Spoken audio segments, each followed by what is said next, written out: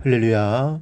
사랑하는 대강의 가족 여러분, 오늘 하루도 하나님의 말씀과 동행하는 삶이 되길 소망합니다.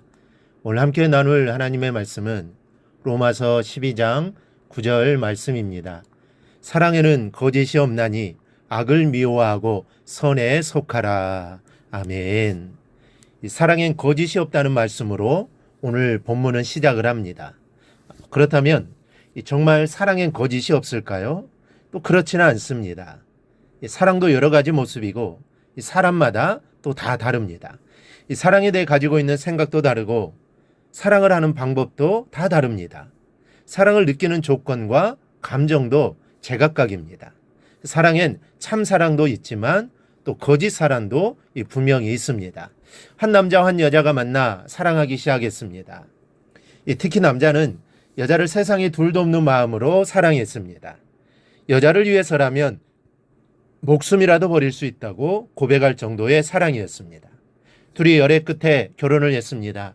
그런데 결혼한 후부터 남편은 아내가 자기만을 바라보며 살기를 요구합니다. 사랑하는 아내가 자기만을 바라보기를 원하는 것은 누구나 같습니다. 그런데 이 사람 마음뿐 아니라 실제적인 생활이 그렇기를 원하는 것입니다. 아내가 집안에만 있기를 원합니다.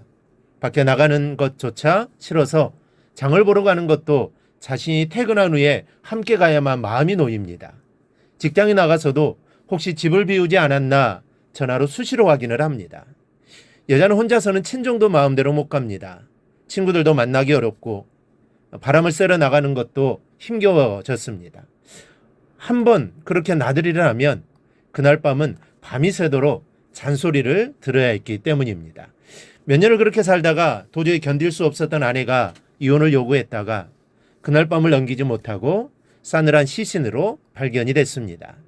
재판장에게 이유를 묻는 판사의 질문에 이렇게 대답합니다. 너무 사랑했기 때문에 그렇게 할 수밖에 없었습니다. 너무 어두운 이야기인 것 같지만 사람들이 말하는 사랑은 너무도 가볍습니다. 사랑이라고 말할 수 있는지는 몰라도 진정한 사랑을 찾기는 쉽지 않습니다. 오늘 말씀에 보면 사랑엔 거짓이 없나니 라는 말씀이 있는데 이는 거짓된 사랑이 없다라는 뜻이 아니라 참된 사랑엔 거짓이 없다라는 뜻입니다. 거짓이 없다라는 말은 가식이 없는 상태, 진정한 순박함을 의미합니다. 이 사랑이 바로 아가페 사랑입니다. 그러므로 사랑의 행위는 단순한 외관상으로만 그렇게 보여서는 안 됩니다. 외관상으로만 보여주는 사랑이라면 그 사랑은 실패요, 악한 것입니다. 그러므로 성도들이 추구해야 하는 사랑은 순수하고 진실하며 전혀 가식적이지 않는 아가페 사랑입니다.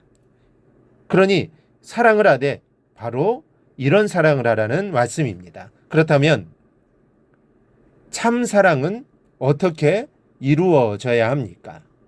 먼저 악을 미워해야 한다고 본문은 교훈합니다. 어떻게 악을 미워하는 것입니까? 욕심을 버려야 합니다. 성경은 욕심이 잉태한 즉 죄를 낳고 죄가 장성한 즉 사망을 낳느니라 분명하게 말씀합니다. 죄악은 욕심으로부터 온다는 진리입니다. 그러니 욕심을 버리지 않고는 죄를 미워할 수가 없습니다. 이 사랑도 욕심으로 하면 참 사랑이 아니라는 뜻입니다. 사랑한다고, 죽도록 사랑한다고, 너를 위해서라면 내가 목숨도 아끼지 않을 수 있다고 해도 소유를 위한 사랑은 참 사랑이 아닙니다. 먼저 말씀드렸던 사건 실화처럼 너를 내 것으로 만들겠다는 소유를 위한 사랑은 사랑이 아닙니다. 남녀간의 사랑만 그렇습니까? 많은 사람들이 인간관계를 맺을 때 그 사람이 내 사람이 되기를 바라는 욕심으로 인간관계를 맺어 나갑니다. 이것이 잘못입니다. 이것이 참 사랑을 알 수 없게 되는 가장 큰 이유인 겁니다. 말씀은 우리에게 참 사랑을 위해서 욕심을 버리는 것이 필요하다고 교훈합니다. 그러므로 우리는 내 욕심을 버려야 합니다.